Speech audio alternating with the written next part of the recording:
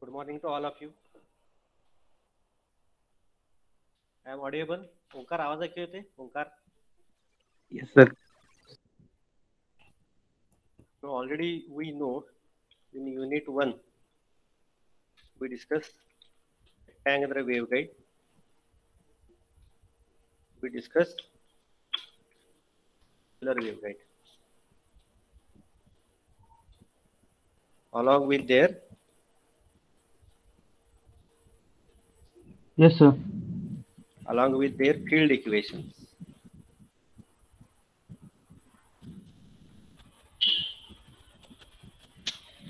Suppose for a rectangular waveguide, there are two modes, TE mode and T modes. So all the derivations. Circular waveguide, TE mode, TM mode. All the derivations. Already we discussed. Then waveguide parameters. What is the meaning of cutoff frequency? What is the meaning of wavelength? Lambda. What is the derivation for phase velocity? What is the formula for beta? What is the formula for alpha? These are the things. And what is the difference between waveguide and transmission line? What is the difference between TE mode and TM mode? What is the difference between waveguide and circular waveguide? These are the things and examples. These are the things already we discussed in unit number 1. Unit number 2. In unit number 2, we are starting with S parameters. S stands for scattering. It will give you the relation between powers. Which powers?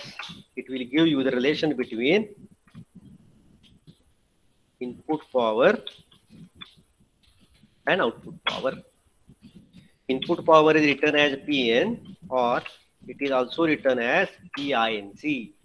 PINC stands for incident power, or output power can be written as P out, or it can be written as P reflected. It is called as reflected power.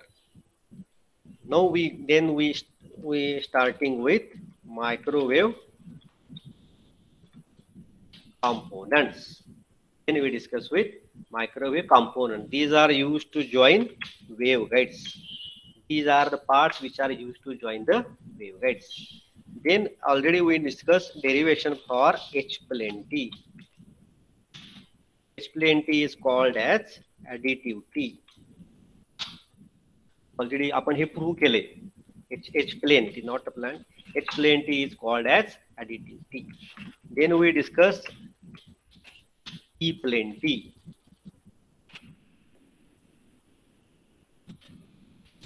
This is called as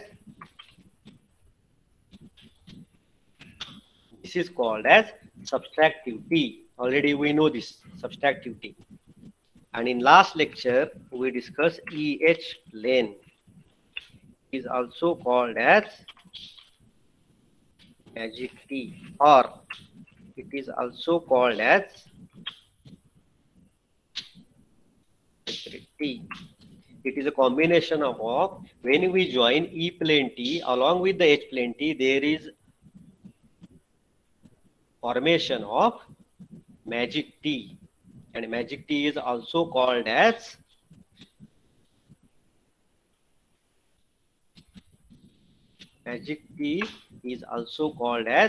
hybrid T. All these things we already discussed in previous all lectures. We discussed this E plane T, H plane T by using properties of S parameters. You should remember these properties. Today we are going to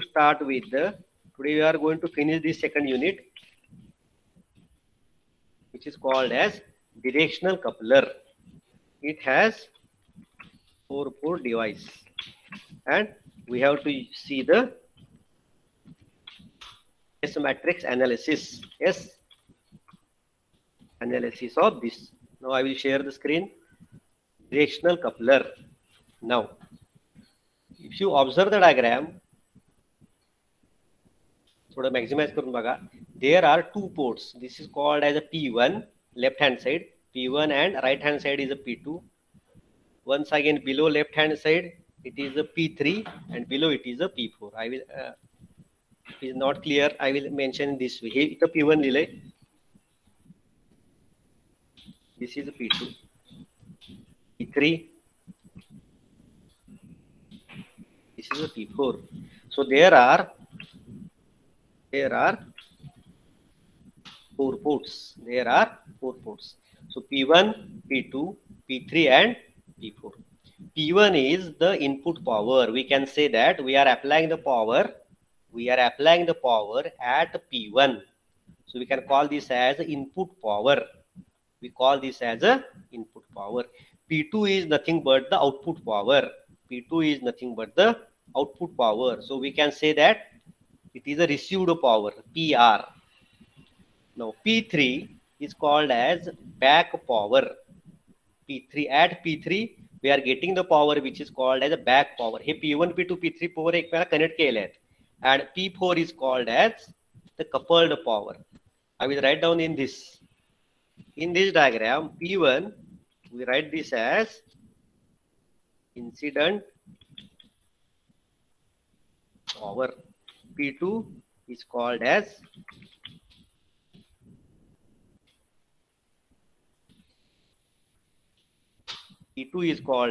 received power. P3 is called as the back power, and P4 is called as coupled power. Diagram मध्ये व्यवस्थित दिसत नसले मी chat box मध्ये type केले. P1, P2, P3, P4. There are 4 ports. P1 is called as we are applying the power at P1, so it is written as incident power, input power. The meaning is same. P2, P1 च्या बरोबर समोर जो लिहिला आहे clearly दिसत नाही diagram मध्ये थोडा. It is a P2. P2 is nothing but the output power. Output is nothing but received power. P1 च्या खाली P3 लिहिले. P3 is called as back power. म्हणजे P1 ला जर मी apply केलं, so some part we are getting at P3. So it is called as a back power. It is a negligible. Always. We will prove this afterwards. And PF म्हणजे P2 च्या खाली जे P3 लिहिले, P2 च्या खाली जे P4 sorry, P2 च्या खाली जे P4 लिहिले, that is called as coupled power. Coupled power. त्याला PF म्हणायचं, or it is denoted by PC. In short, once again I repeat, the students who are joining late, there are 4 ports. P1, in front of it, it is a P2.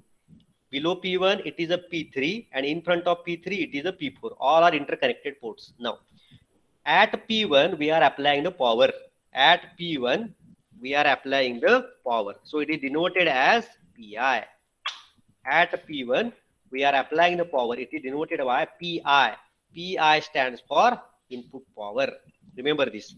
P2, it is written as PR. PR means received power. PR is received power. P3 is called as the back power. Some part is written, given. P3 is called as PB. So it is called as the back power. It is called as back power. And P4, it is written as, it is denoted as PF. P4, it is denoted as PF. It is called as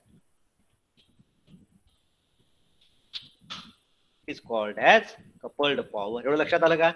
P1, P2, P3, P4. P1 is the input power, P2 is the output power, P3 is the back power, and P4 is a coupled power. Now, back power is always negligible. म्हणजे P1 ला जर apply केलं when input power is at port number 1, P1. So back power is always negligible. Means the power at port number 3. Power at port number 3. P3, that is the, it is written as back power is a PB. So PB is always approximately 0. So what is the input power? Now input power, how it is distributed? input power is distributed as PI is equal with PR. PR means received power plus PF means coupled power. I will type in this. The input power is distributed as received power plus coupled power. How input power is distributed? म्हणजे हे आपण असं लिहू शकतो ना, P in is equal with P output बरोबर plus PF. Received म्हणजेच output power. So in directional coupler there are 4 ports. P1 is the input port, P2 is the output port. Output is also called as received port. P3 is the power we are getting at P3, we call it as a back power. It is denoted as PB, it is a negligible. And P4 is coupled power, it is denoted as PF. Back power is negligible. So input power, how it is distributed? Some part towards the output, some part towards the coupled power. So we can write down PI is equal with PR plus PF. Now the directional coupler has 3 properties. 3 formula तुम्ही लक्षात ठेवा. First is called as coupling factor. What is the formula? 10 log PI upon PF. आता हे तुम्ही लक्षात ठेवा. इथे आपल्या ह्याच्यामध्ये टाइप करतो नोटेशन्स. PI म्हणजे इनपुट पॉवर, PR म्हणजे रिसीव्ड पॉवर आणि PF म्हणजे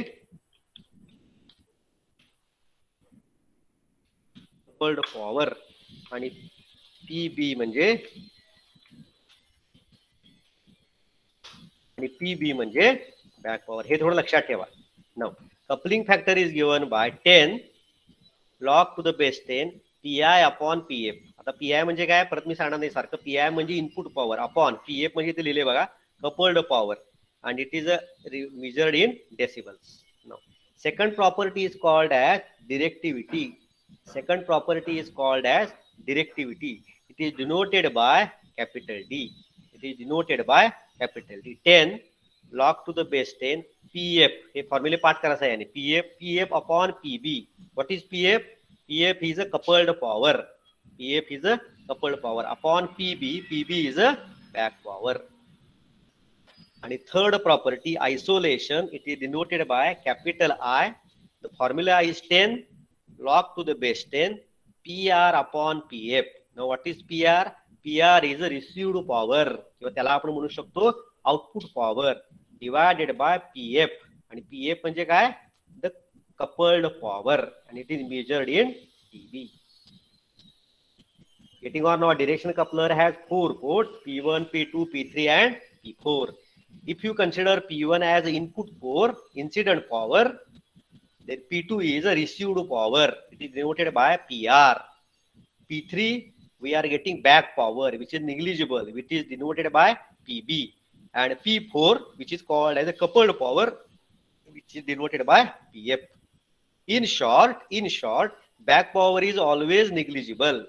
PB is approximately 0. So how the input power is distributed? The input power is distributed some part towards the received power and some part towards the coupled power. Getting? So P in formula आहे बघा PI म्हणजे काय? Incident power, input power. How it is distributed? Some part towards the received power and some part towards the coupled power. It has 3 properties. Coupling factor is given by 10 to the log to the base 10 PI upon PF measured in decibel. Second property, directivity, denoted by capital D. Formula is 10 log to the base 10 PF upon PB measured in decibel. And third property, isolation, it is denoted by capital I, 10 to the log to the base 10 PR upon PF in dB. आता मी तुम्हाला आता काय सांगितलं की back power is negligible. PB back power is approximately 0. How? That we are going to check now. Ideal value of directional coupler. Directional coupler is denoted as DC. लक्षात ठेवा. DC stands for directional coupler. Ideal values for any directional coupler, the ideal values are coupling factor C is 20 dB and directivity D is 60 dB. Ideal value of directional coupler C is 20 dB and directivity D is 60 dB. Now, this is important. Why it is written as IMP? Because this description will give you why the back power is negligible. And at the time of external examination, the examiner will ask you, in directional coupler, tell me why back power is negligible. So this is the description. Now, ideal value of directional coupler C is 20 dB and directivity D is 60 dB. Now, C, what is the formula of a C? C is equal with 10 log to the base 10 pi upon pf. But for ideal value of directional coupler C is 20. So put here 20. 20 is equal with 10 log to the base 10 pi upon pf.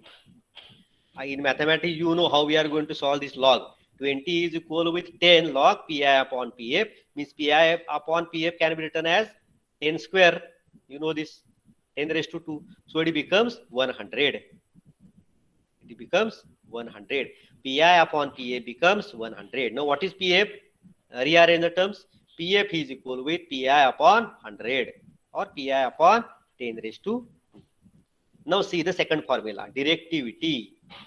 What is directivity? 10 log to the base 10 pf upon bb. Because what is d? It is a 60 dB. D is written as a 60 dB. So put here 60 is equal with 10 log to the base 10 pf upon pb. So what is pf upon pb? Rearrange the terms. You know the pf upon pb will be 10 raised to 6. You know this mathematics. Pf upon pb is equal with 10 raised to 6. Now what is pb? Rearrange the terms. Pf upon 10 raised to 6. PB will be PF upon 10 raised to 6. Now, already we know what is PF. Adija पानावर होता PI upon 10 raised to 2. PF will be PI upon 10 raised to 2. What is PB? Put here PF is equal with PI upon 10 raised to 2. So PB, that is the back power, becomes PI upon 10 raised to 8. Equation number A. PI upon 10 raised to 8. Equation number A. If you observe this equation, PB is the back power, PI is the input power or incident power. If you observe this equation, we predict that the back power is, PB is a back power. Back power is 1 upon 10 raised to 8 times PI. Yes or no? PB is a back power, PI is the input power or incident power. So PI 1 upon 10 raised to 8 times input power is nothing but the back power. That is, back power is very, very small. कशा येते का बघा 10 raised to 8 त्याला divide करायचं म्हणजे back power is very, very small. That's why PB is approximately 0. इथे लिहिले बघा मी. PB is approximately 0. Why it is 0? Because the ideal value for coupling factor is 20 dB. For ideal value of directional coupler, C is a 20 dB and D directivity is a 60 dB. So if you put this value in the 20 in the equation number 1, so 20 is equal with 10 log pi upon pf. So what is pi upon pf? It is a 10 square, 100. So what is pf? Pi upon 10 raised to 2. Second value of D is 60 dB. So put this 60 dB in second equation. 60 is equal with 10 log to the base 10 PF upon PB. So what is PF upon PB? It is 10 raised to 6. So what is PB? PF upon 10 raised to 6. But already we know previous page, PF is a coupled power. Remember the notation. PF is PI upon 10 raised to 2. So PB will be PI upon 10 raised to 8. This is equation number A. And if you look at this equation, you observe that back power is 1 upon 10 raised to 8 times. So it is very, very small. It is very, very small. Or we can say it is a negligible. It is a negligible. So we are going to write the formula of a S matrix. Baga. S is equal with, now 4 ports are there. So 4 by 4 matrix. Now tell me, हे 0 कशाचे आहेत कोण सांगेल? हे diagonal 0. हा कशाचे आहेत सांगा? Anyone? हा पहिला 0 म्हणजे कुठला एलिमेंट आहे?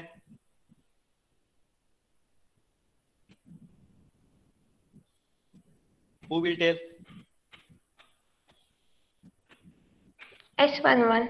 S11 ठीक आहे. हा डायगोनली दुसरा कुठला आहे? S22. तिसरा? S33. चौथा? S44. So why all are 4? Means what is our assumption? All are perfectly matched. If you look at this, आहे ना, याला पाहिजे actually S11, S33 आणि S44. S11, S22, S33, S44 all are 0. We assume that port number 1, 2, 3, 4 are perfectly matched. Now S11 is 0, S12 now it is S13. S13 0 का घेतले बघा diagram मध्ये. S13 म्हणजे हा port number 1, port number 3. Port number 3 ला कुठली power मिळणार आहे? बॅक पॉवर 13 बरोबर ना. S13 at when we apply the power at 1, याचा अर्थ काय? हे बघा, when we apply the power at 1 we are getting output at 3, but output at 3 is 0 back power. त्यामुळे S13 आपण किती घेतलाय? तर 0. S13 0. S14 is as it is. S22 is 0. S23 as it is. Now it is S24. कोण सांगेल S24 का 0 घेतलाय? Anyone? हा 2 आणि 4 का 0 घेतलाय? Anyone?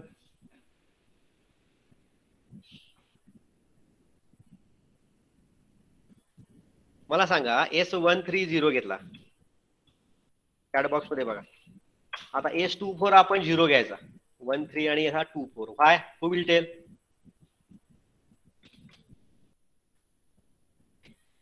S13 0 का घ्यायचा? If we apply the power at 1, at power 3 we are getting back power which is 0. So that's why S13 is 0. Now S23 जर 2 जर आपण assume केलं इनपुट पोर्ट, कोण सांगेल? If 2 is the input port, if P2 is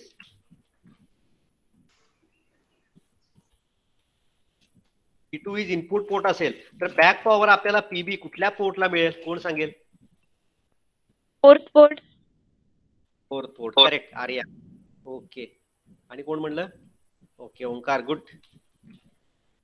so we are getting P4 at P4 we are getting 0. म्हणून आपण S24 का घेतले? 0. 24 is 0. आता S31 हे S31 का 0 घेतले? कोण सांगेल? आर्या. S31 असते ना इथे. S31 इथं वर सॉरी S31. हा S31 का 0 घेतलाय? Sir, if at third port it is input port, then one port will be back power. Okay तुमचं हे बरोबर आहे. परंतु तुम्हाला ह्याची प्रॉपर्टी माहित नाहीये. सिमेट्रिक प्रॉपर्टी काय असते ती? Sij is equal with Sji. म्हणजेच काय? S13 जर 0 असेल तर काय 0 असते? S31. 31 पण 0. This is actually the reason. So it is a 0. S32 okay. S33 port number 3 is coupled. S34 is okay. We have to write down this. S41 okay. S42 का 0 घेतले? कोण सांगेल? S24 is 0. S24 is 0. Correct. 24 वर आणि खाली आहेत बघा ports बरोबर. Okay. S34, S41, S42, 24 is 0, S43 आणि 0. नाउ वी रिड्यूस दिस.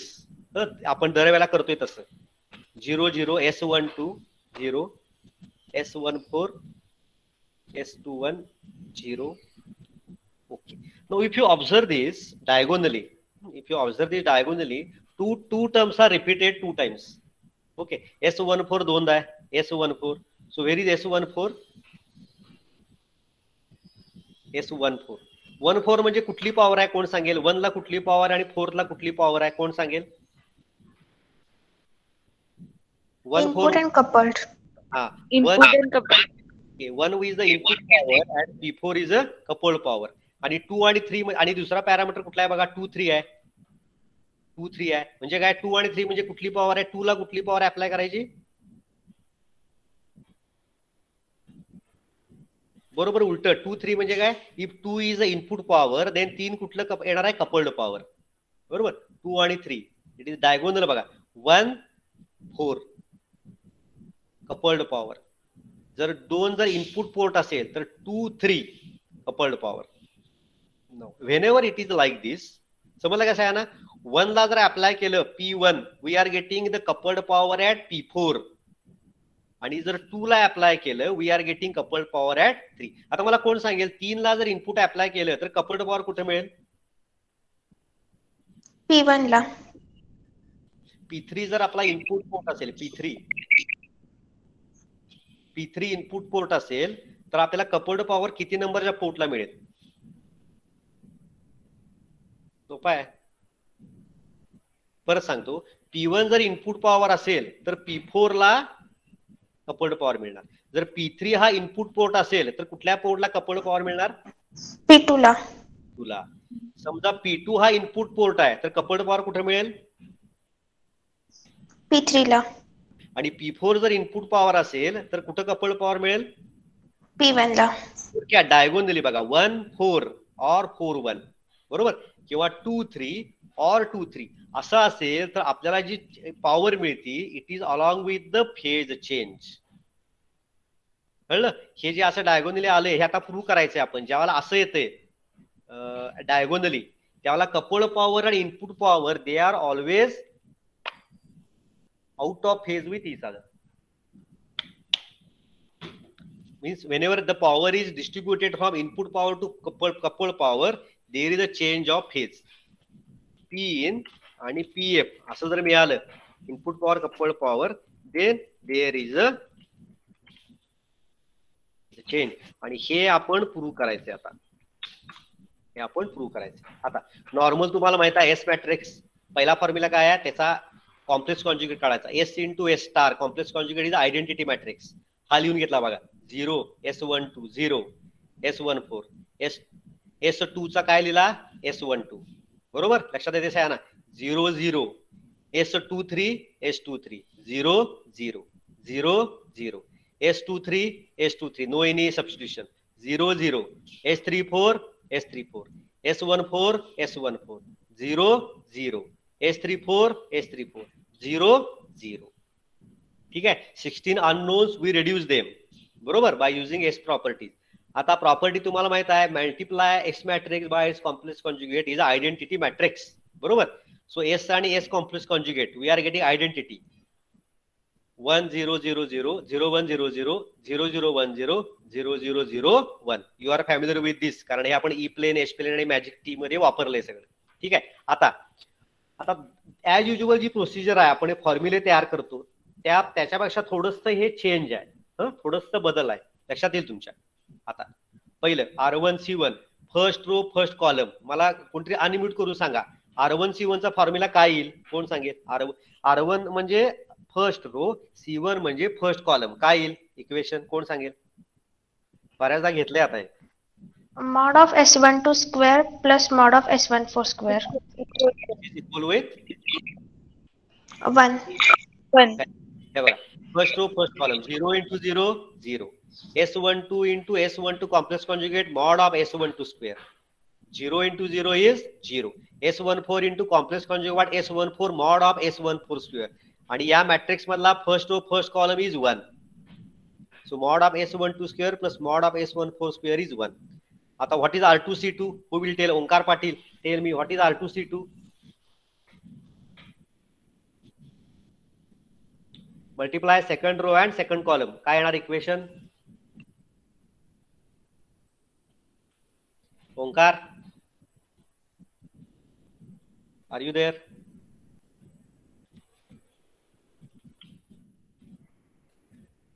प्रियांका सांगणार का Priyanka Shalne are you able to tell second row second column काय येणार इक्वेशन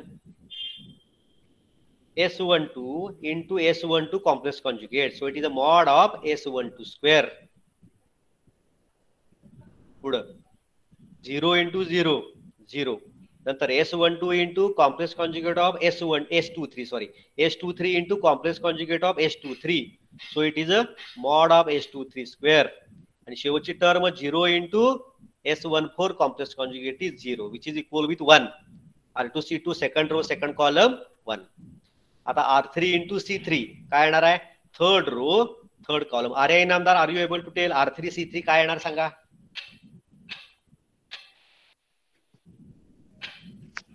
S23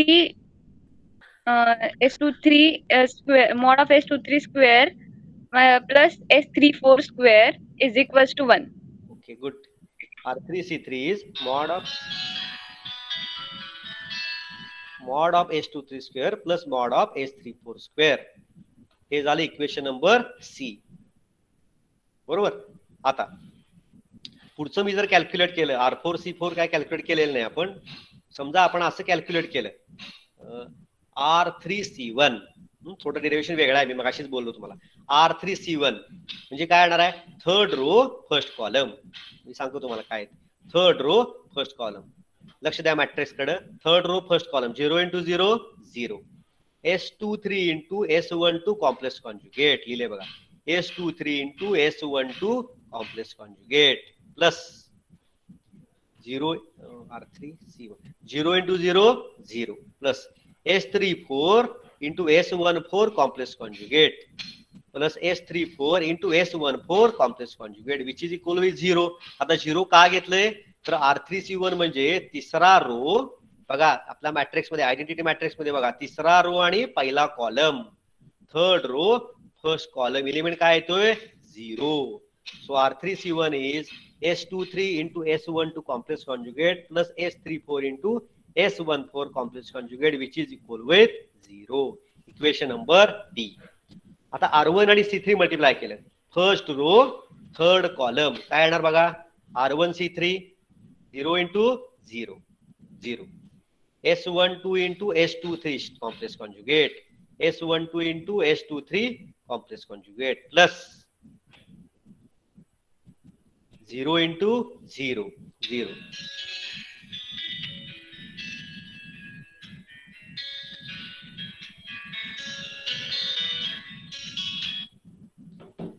आणि पुढचं S14 into S34 complex conjugate.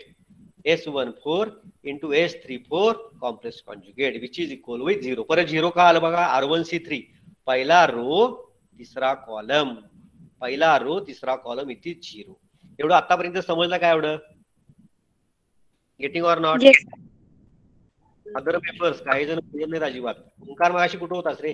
Omkar Patil, are you there? समजलं का? अनुजा, आस्था, जतीन, मनीषा, मयुरी, विनाज, मुक्ता, ओंकार पाटील मगाशी मी हाक मारलेली. ठीक आहे. Pavan Kumar, Piyush, good, nice to see you. Piyush Tiwari, how are you? Piyush. Pavan Kumar Chauhan, how are you? Pawan.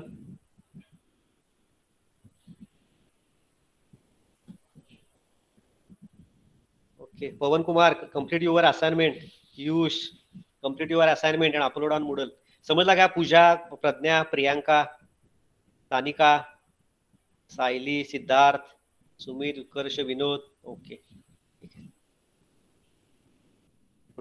Now हा महत्वाचा पार्ट लक्षात ठेवा. Whenever there is a diagonal 1 4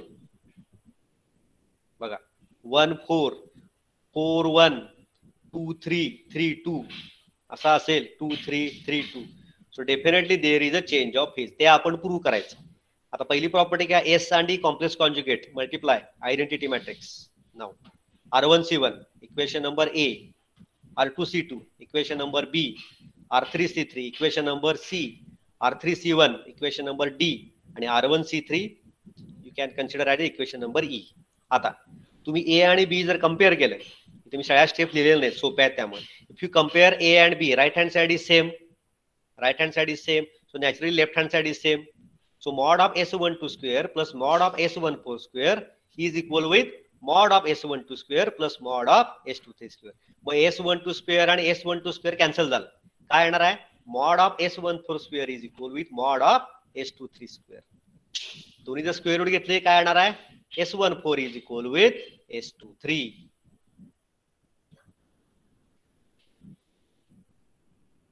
Okay, now B आणि C right hand side is 1. So compare left hand side. म्हणजे काय येणार आहे?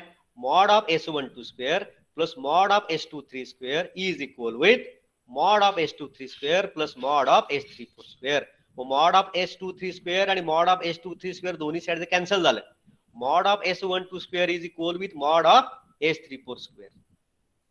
बरोबर, दोन्हीचं स्क्वेअर रूट घ्या म्हणजे S12 is equal with S34. समजलं असेल सगळ्यांना?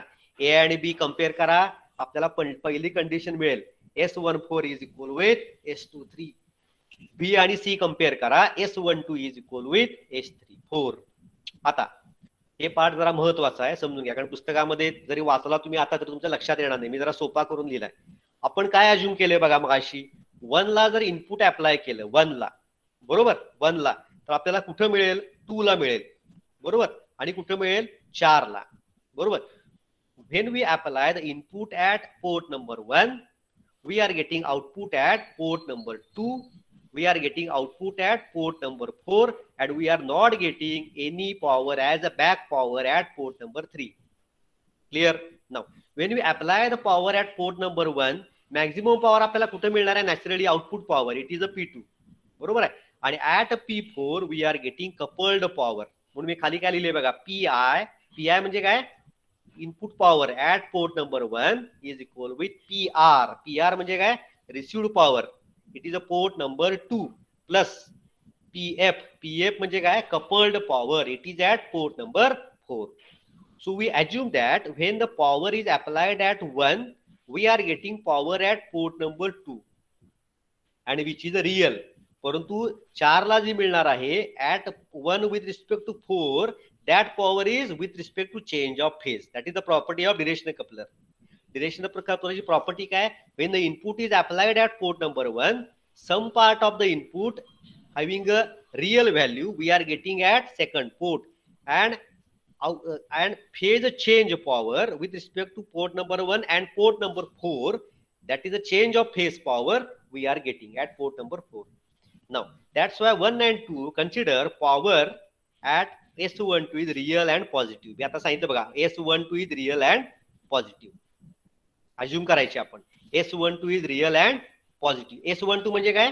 When we apply the power at 1, the real and positive power we are getting at 2. आता उलट पण होऊ शकते, S12 रियल म्हणजे S21 काय? रियल. S34 जर 3 ला अप्लाय केली पॉवर तर 4 ला काय मिळणार आहे? Real. So S34 is real, also S43 is a real. So that's why I assume that S12 is real and positive. मग बघा S12 जर P झालं, S12 जर P झालं तर S34 पण काय होणार आहे? P होणार आहे. डायग्राम मध्ये बघा, 1 2 म्हणजे काय? 1 ला अप्लाय केलं, 2 ला आउटपुट पॉवर, आणि 3 ला अप्लाय केलं, 4 ला मिळाली. So 1 2 is positive and real, 3 4 is positive and real, असं आपण अज्युम केलंय. ठीक आहे. So S12 is real, so S12 is positive, S34 is positive. आता complex conjugate of real number, आता एखादा रियल नंबर असेल तर त्याचा कॉम्प्लेक्स कॉन्जुगेट हा कायम पॉझिटिव्हच असतो. याचं उदाहरण तुम्हाला माहित आहे, आता मी आता इथे टाईप केलं A plus J, me type केलं 2 प्लस J3, याचा कॉम्प्लेक्स कॉन्जुगेट किती येणार आहे? कोण सांगेल? टाईप करा चॅट बॉक्स मध्ये. एनीवन? 2 प्लस J3 चा कॉम्प्लेक्स कॉन्जुगेट काय येणार? सोपा आहे. 2, okay, Riya Joshi correct. 2 minus J3 म्हणजे 2 हा कुठला पार्ट आहे? 2 हा काय आहे? रियल आहे, आणि 3 हा काय आहे? इमॅजिनरी आहे, बरोबर. म्हणजे रियल पार्टचा complex conjugate is always real. 2 का 2 प्लस J3 चा 2 मायनस J3 होते ना, 2 रिमेन्स ऍज इट इज. म्हणून बघा S34 is a positive, so complex conjugate of real is always the real and positive. So his S34 complex conjugate is a P. हे महत्वाचं आहे. आता equation observe करा. No observe the equation. P म्हणजे काय? आता कुठलं इक्वेशन ऑब्झर्व करायचंय? ई, ज्याला नाव दिलेलं नाही बघा. R1C3 ऑब्झर्व करा. All of you observe R1C3. S12 म्हणजे काय? पी.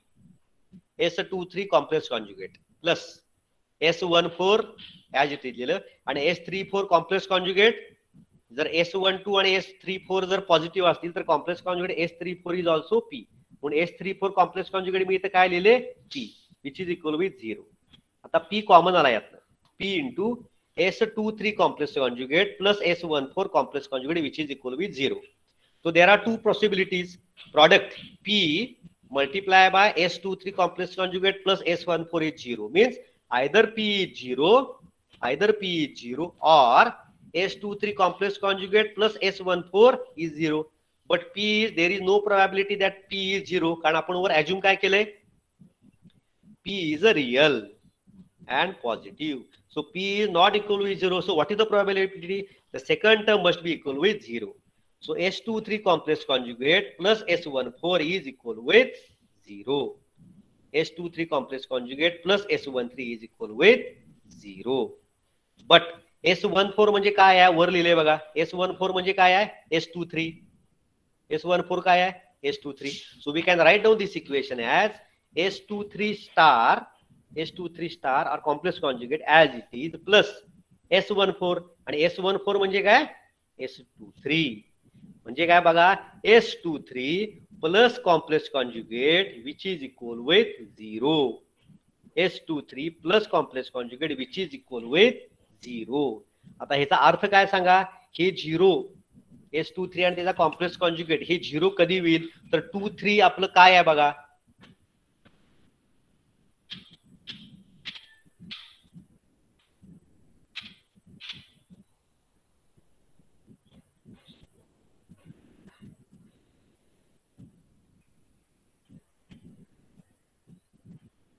नाव मी तुम्हाला फेज चेंज म्हणून सांगितलंय बघा.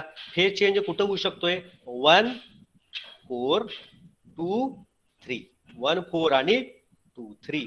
आता मला सांगा 1 4 आणि 2 3 किंवा 2 3 आणि 2 3. आता मला सांगा S23 आणि S23 कॉम्प्लेक्स कॉन्जुगेट हे कधी 0 असू शकते? म्हणजे कशा व्हॅल्यू पाहिजेत? एनीवन?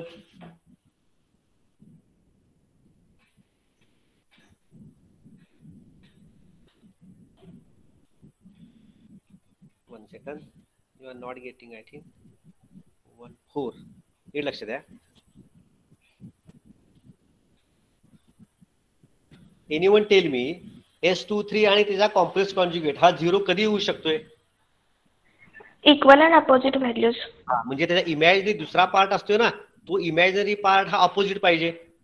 बरोबर ना? इमॅजिनरी पार्ट हा अपोजिट पाहिजे. म्हणून या डायग्राम मध्ये एस मॅट्रिक्स S11 0 आहे, S12 किती आहे? P आहे, S13 0 आहे. परंतु S14 हा आपण किती अज्युम केलाय? JY. जे म्हणजे इमॅजिनरी टर्म.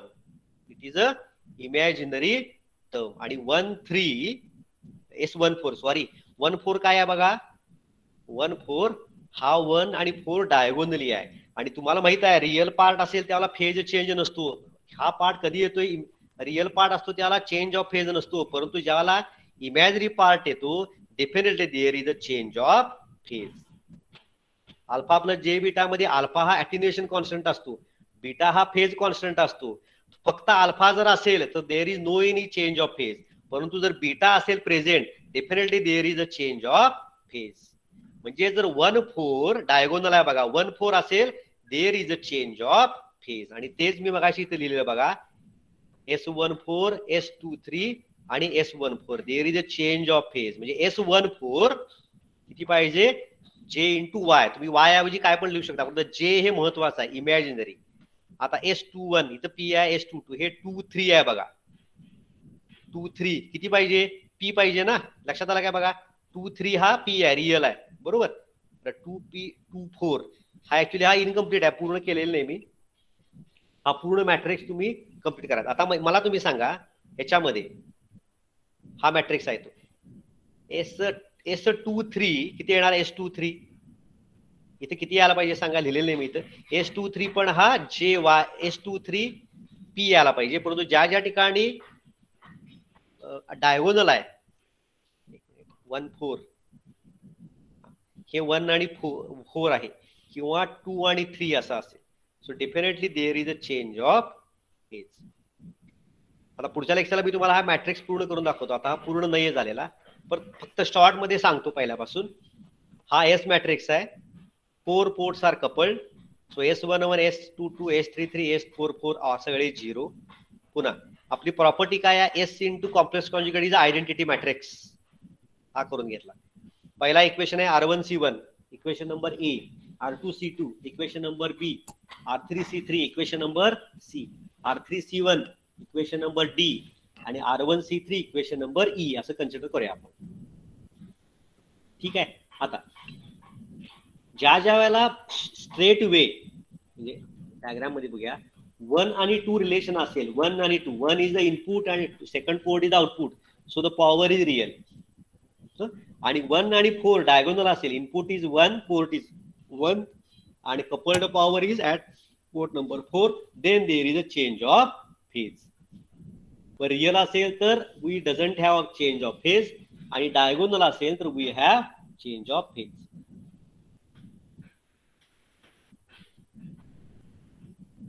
ठीक आहे. आता A आणि B कम्पेअर केलं तर S14 आणि S23 सारखे आले,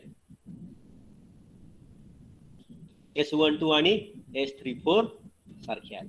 आता मला सांगा, आता तुम्ही मला हे कम्प्लीट करून सांगा, S12 जर P झाला तर S34 पण P झाला, S34 स्टार हा P झाला.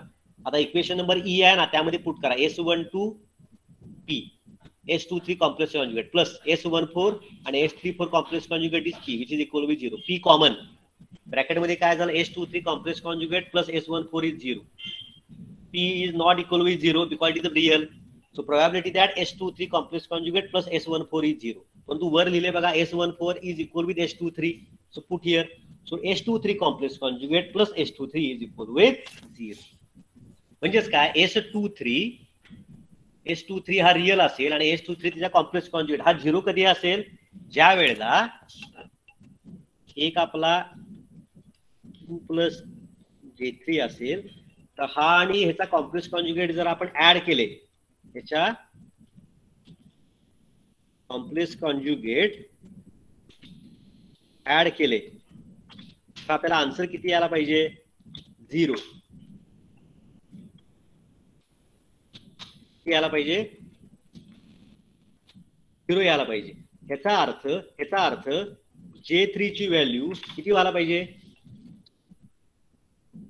J3 ची व्हॅल्यू किती व्हायला पाहिजे, -J3. लक्षात आला असेल मला वाटते. J3 ची व्हॅल्यू किती व्हायला पाहिजे तर -J3.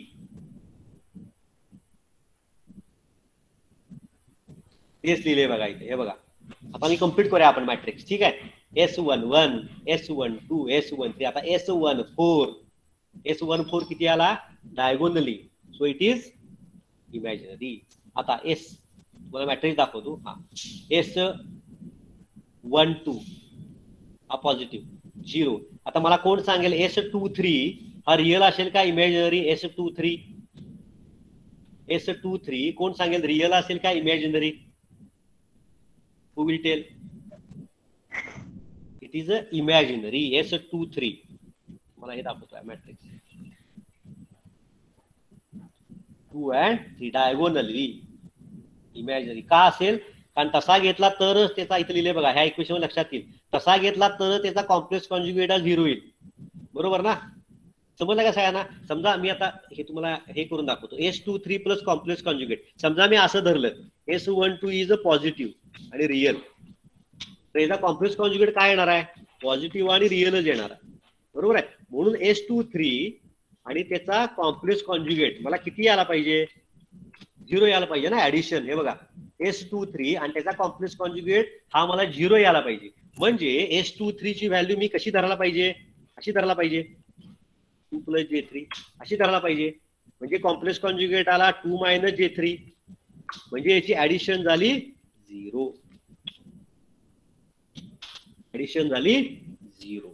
म्हणजेच S23 घेताना तुम्ही कशा घ्यायला पाहिजे, इन टर्म्स ऑफ जे, आणि म्हणजे ह्याला म्हणायचं इन टर्म्स ऑफ इमॅजिनरी. म्हणून S23 आता यामध्ये काढलेलं नाही, त्याला तुमचं थोडं कन्फ्युजन होते, हा कम्प्लीट केलेलं नाही मॅट्रिक्स राहायला लिहायचं. तर इथं जो S23 आहे हे बघा, इथं S23 आहे हा किती लिहायला पाहिजे, JY. हा किती लिहायला पाहिजे, JY. वाय पाहिजे तुम्ही काही अल्फाबेट लिहा, पण जो जे हे इम्पॉर्टंट आहे. हा 0चा 0 तसाच. S34 म्हणजे काय झाला, P. बघूया आपण S34 काय झाला, 3 ला इनपुट दिला आणि 4 ला मिळालं, पॉझिटिव्ह झाला, बरोबर. S14 बघूया आपण, 1 आणि 4 बघा, S14 काय झाला, इमॅजिनरी. S14 इमॅजिन, हा 0, हा 34 ऍज इट इज, आणि हा 0. Getting or not? Type in the chat box. Getting or not? Everyone. समजलं का नाही सगळ्यांना? वैष्णवी, विनोद, सृष्टी, स्नेहल, श्रद्धा.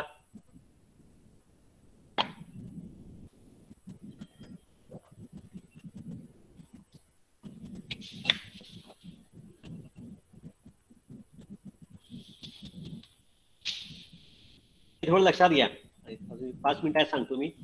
हे 4 इक्वेशन तरी तुमच्या शाळेत लक्षात आले असतील, R1C1, R2C2, R3C3, R3C1 आणि R1C3. ठीक आहे. आता A आणि B कम्पेअर केल्यावर we are getting S14 is equal with S23. B आणि C कम्पेअर केल्यावर S12 is equal with S34. We assume that 1 to 2 किंवा 3 ते 4 असा असेल, डायरेक्टली जर ट्रान्समिशन ऑफ एनर्जी असेल और power, it is a real and positive. So let S12 is P, S34 is P. Complex conjugate of a positive and real number is always positive and real. So S3 is P, complex conjugate S34 is P. Solve equation number R1C3. S12 P, S23 complex conjugate plus S14 into S34 complex conjugate is P, which is equal with 0. P is common. Inside the bracket S23 star plus S14 is 0. Either the first term is 0 or the second term is 0. First term is not equal with 0 because it is a real and positive. The probability that the second term is 0. Second term काय आहे, S23 complex conjugate plus S14 is equal with 0. आता हे महत्वाचं आहे, ही एकच step. हे S14 वर किती आहे बघा, S23, म्हणजे S23 complex conjugate plus S23 is 0. मग आता whenever any term and its complex conjugate, when it is 0, when that term consists of imaginary term, that term is consist of imaginary term, then and then it is 0. म्हणजेच आपण S23 काय consider करायचा, तर JY. Consider दिस as JY. म्हणजे याचा complex conjugate किती येणार आहे, -JY. म्हणजे त्याची जर ऍड केला आपण, ते जर दोन्ही ऍड केलं तर ह्याचा आन्सर येणार आहे 0. This is called as directional coupler. Exam मध्ये प्रश्न विचारतात, एक्सप्लेन डिरेक्शनल कपलर किंवा so that in directional coupler why back power is negligible. तर बॅक पॉवर निग्लिजिबल हा प्रश्न असेल, ओरल आपण विचारणार, तर ही डायग्राम, हे 3 properties, ideal value of directional coupler C is 20 dB, D is 60 dB, हे पुट केल्यावर you observe that back power is 1/10⁸ times incident power, so it is a negligible.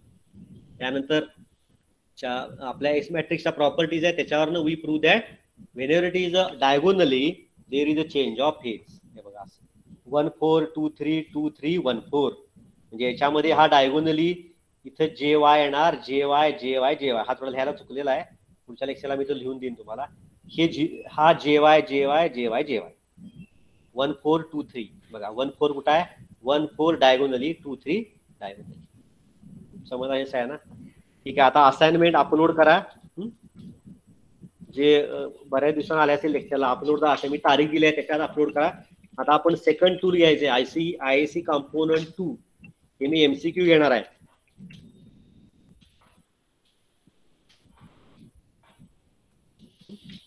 MCQ 10 marks घेणार आहे आणि ते कन्वर्ट करणार आहे 5 marks मध्ये. ते नेक्स्ट वीक मध्ये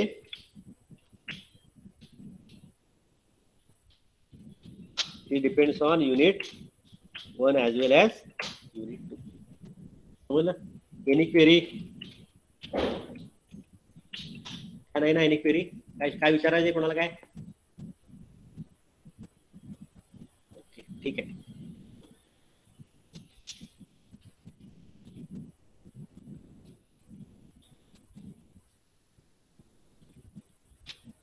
Good day ahead. Stop now. Send your numbers.